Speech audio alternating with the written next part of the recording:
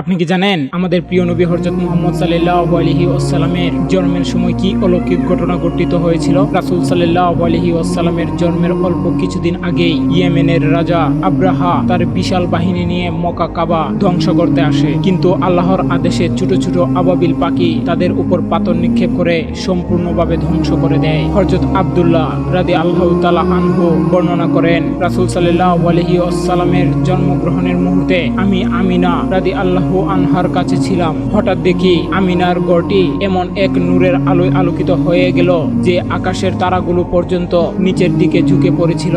মনে হচ্ছিল তারাগুলো যেন আমাদের উপর এসে পড়বে। কিছু বর্ণনায় এসেছে রাসূল সাল্লাল্লাহু আলাইহি ওয়াসাল্লামের জন্মের সময় মা আমিনার গর্ভ থেকে এমন এক নূর বের হয়েছিল যার আলো পূর্ব থেকে পশ্চিম পর্যন্ত ছড়িয়ে পড়েছিল। পৃথিবী জুড়ে ছড়িয়ে পড়েছিল শান্তির বার্তা। আরো বর্ণনা পাওয়া যায়, যখন রাসূল সাল্লাল্লাহু আলাইহি ওয়াসাল্লামের জন্ম নিয়ে মাটিতে প্রথম পা রাখেন, তখন তিনি এক মুঠো মাটি হাতে নিয়ে আকাশের দিকে তাকালেন। প্রিয় দর্শক, রাসূল সাল্লাল্লাহু আলাইহি ওয়াসাল্লামের শৈশবকালও বহু অলৌকিক ঘটনার সাক্ষী ছিল।